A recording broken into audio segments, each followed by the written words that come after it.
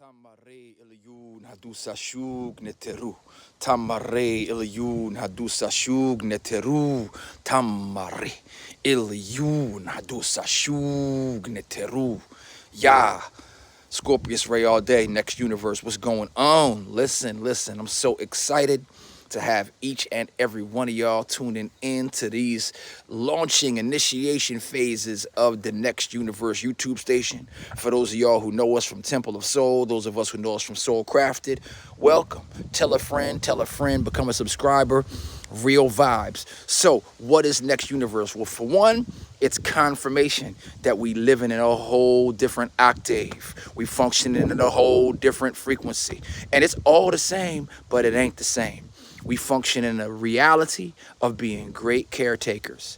I repeat, when you see in this, you're functioning in the reality of being a wonderful caretaker, taking good care and better care of yourself, being really good for anybody you spend time with. A stranger can walk up and feel better because of the resonance we on.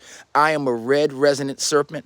I'm thankful to be your guide on these next universal journeys.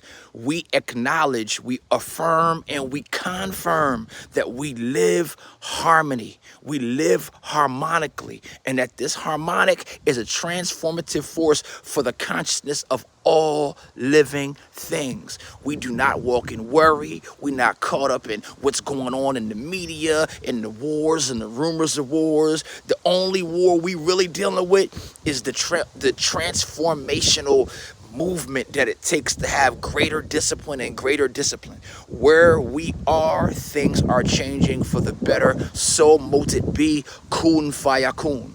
We say Next Universe, right? Welcome to Next Universe. Why HU? All over the planet Earth. Many cultures you can study. Many cultures. From the Olmecs, South America, Central America, here in North America, over in the continent of Africa, over in what they call the Middle East, Asia. The sound HU, HU, is found in very unique places that always address the creative, centralizing force of divine love associated with the Most High Creator.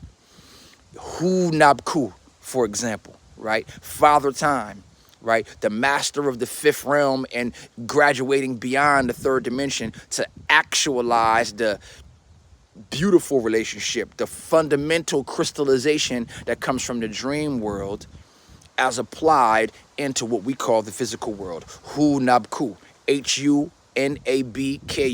Look it up, Hu Nabku. Those of us who deal with Cometics in ancient Egypt, Tehuti, right? There goes that who again, right? Who do we know Tehuti to be? Tehuti has a lot of other names, so people get into Thoth, people get into Hermes, but we're really dealing with a being that is a scribe. Supreme wisdom manifest, but also noted as the scribe of the Neteru, right? The one who sees and understands the functions of all things. The one who is able to work wisdom in any and all scenarios, but also Tahuti is connected to the honor of being able to speak it. Who, right? You know, even connected to the owl, right? 360 degrees, his head goes all directions, and in the night he chants, hoo hoo hoo, hoo hoo hoo, hoo hoo hoo, right? You know, we can get also into who as the center of the name Yahuwah, right? Yah agreeable, way disagreeable, who right in the middle, right? The harmonic sound, the resonance that centers the positive and the negative, right? That which is inside of the atom to bring harmony to the proton, the electron, i.e. the neutron, but not like neutral like humans get caught up in thinking like neutral means still. No, neutral is active on a whole nother wavelength, tapping us in to the black sun, tapping us into the unseen forces, the pranic force inside of the oxygen. So when we're dealing with who, we are dealing with ether. Right? We're dealing with consciousness. We're dealing with raw creative force.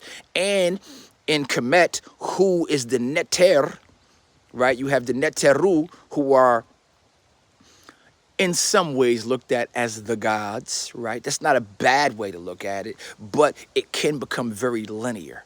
Neteru are not necessarily gods as much as they are living, conscious, universal forces that should be honored and respected, especially when we get to understanding the eternal personification of that life force and natural force. Hope y'all can follow that. Right? The personification of that life force and natural force, right? Even principal force, right? So who is the Neter, right? Quote, God of, even though we're dealing with it in a more active, relatable force when we're dealing with forces of nature or forces of Neter, because that's where the word nature comes from, right? Neter, that sang reality into existence. So who is the first Neter on the boat of Ra, right? I love it, talking about it. The forces of nature are speaking to me and through me as I share this with you all. Who is the one that sang reality into existence, right? So these are just some of the notes around when we say next universe. We are dealing with the actualization and the crystallization, the Christalization of supreme love, force, nature, consciousness manifest. As we have now grown into a world where technology is doing very amazing things for the dense three-dimensional world, all the while also tapping into the ether that's in the air that allows even this message to happen, right? That you're seeing and hearing me at the speed of light and the speed of sound, even though I'm not near you. The phone and the crystals in the phone and the metals in the phone and the electrical and magnetic charges have been organized in such a way where they're taking total advantage of what? Of what's already present in the atmosphere. That's how these things work. They're just taking advantage of what's already present in the atmosphere. When you see an airplane flying, consider, is it flying or is it floating? It's taking advantage of the water that's already in the atmosphere to create an opportunity to float. Because all of this is underwater, right? You see these clouds? You know, you ever seen a cumulonimbus cloud, a storm cloud, right? How much does that cloud weigh, right? How much do these clouds weigh, right? So when you see huge clouds, if somebody says a cloud weighs nothing, okay, well, squeeze all the water out of it and try to catch it in a bucket or a tub or whatever, all right? And when you squeeze all that water out of it, consider how much the water weighs. And if the cloud lives, if the water lives with and inside the cloud, then how much does the cloud weigh for real, right? So in that aspect of the orbital field, weight is different than what weight is here. So we're dealing with next universe and we're dealing with the things that will be experienced and communicated in these sessions, in these classes, and in these interviews. There's a lot of stuff to look forward to here. We're going to get into you taking yourself seriously. You taking your studies and your exercise and your acknowledgement of the power of mind in the material realm, right? Mind over matter too. Right? Because we're dealing with inspiration, information, and influence, right? Inspiration, information, and influence. To know yourself as a child of the Most High and understand that you have been built with lots of influential abilities. But how do you deal with influential abilities if you don't deal with acknowledgement, right? So we're dealing with this in next universe, right? Singing sweet reality into existence, starting off with the acknowledgement that I am life, I am love, I am power, I am electricity, I am magnetism, I am flow, I am grace, I am righteous space and perfect timing, right?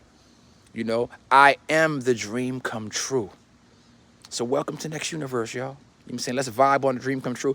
I'm thankful that this last 7 days in Atlanta, I was able to be a part of the Produce Your Dream conference with Rona Bennett and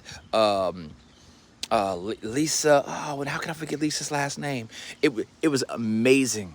amazing conference of powerful spiritual coaches, guides, motivational speakers, healers, counselors. Amazing stuff. And I enthuse all of y'all.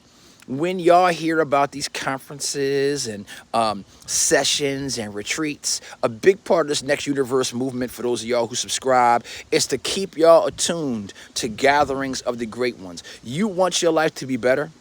You want to live a greater, more magical, more miraculous, more inspired. You want to tap into your joy and the power that comes from not only waking up joyful every day, but also understanding that this can be and is a consistent practice. You can be in the wave consistently. Just practice consistently.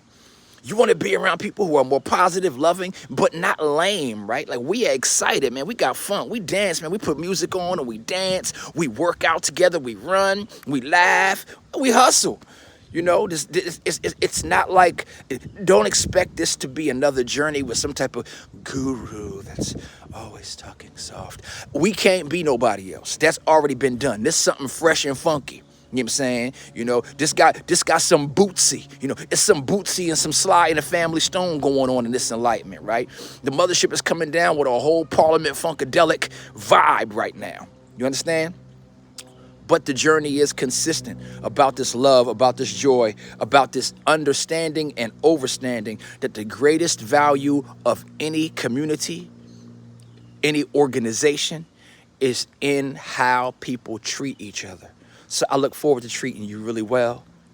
Let's continue to grow. Next Universe, Amun Neteru El. Stay tuned. I will see y'all further into this November, and we're going to end this so-called fourth quarter of 2025 real strong, real charged, and real excited.